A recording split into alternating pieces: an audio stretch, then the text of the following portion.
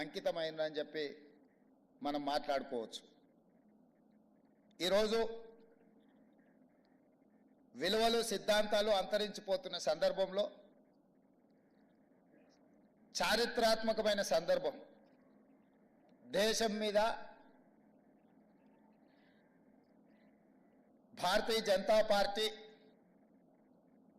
లేదా భారతీయ జనతా పార్టీ లాంటి ఆలోచనలు ఉన్నవాళ్ళు అధికారం కోసం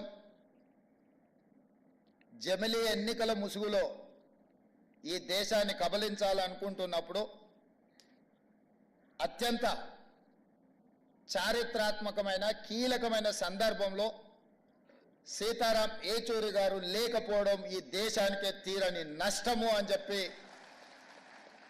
రాహుల్ గాంధీ గారు ఏ ఆలోచన ఏ మాట అయితే చెప్పినరో నేను 100% ఏకీభవిస్తున్నా.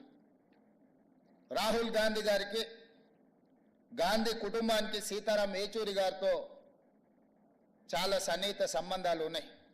రాహుల్ గాంధీ గారు సీతారాం ఏచూరి గారిని ఒక ఫ్రెండ్గా, గైడ్గా, ఫిలాసఫర్గా, ఒక సిద్ధాంతకర్తగా బాగా ఇష్టపడతాడు.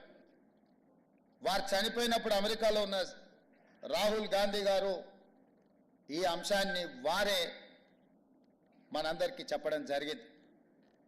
ఈరోజు దేశ రాజకీయాలలో యునైటెడ్ ఫ్రంట్ ఏర్పాటు చేసినప్పుడు జైపాల్ రెడ్డి గారితో పాటు సీతారాం ఏచూరి గారు అత్యంత కీలకమైన పాత్ర పోషించి జాతీయ రాజకీయాలలో ప్రజల పక్షాన నిలబడాలన్న ఆలోచన చేసినప్పుడు వారు బాధ్యతాయుతమైన బాధ్యతను నెరవేర్చారు.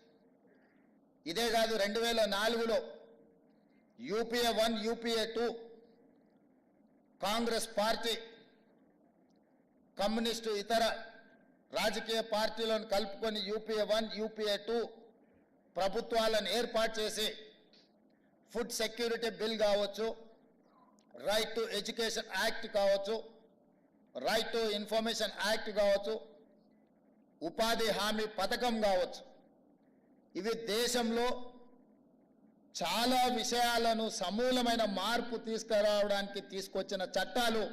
ఆ చట్టాలు తెచ్చిన సందర్భంలో, ఆ చట్టాల మీద చర్చ జరిగిన సందర్భంలో సీతారాం ఏచూరి గారు ఆ ప్రభుత్వ ఏర్పాటులోనే కాదు, పేదలకు అనుకూలమైన food security, right to education act, right to information act, పారదర్శకమైన పరిపాలన అందించాలంటే ప్రభుత్వం తీసుకునే నిర్ణయాలు ప్రజలకు అందుబాటులో ఉంచాలి అని రైట్ టు ఇన్ఫర్మేషన్ యాక్ట్ తీసుకొచ్చినప్పుడు వారు పోషించిన పాత్ర ఈరోజు మనం అందరం గుర్తు చేసుకోవాలి. ఈరోజు సామాన్యుడికి విద్యను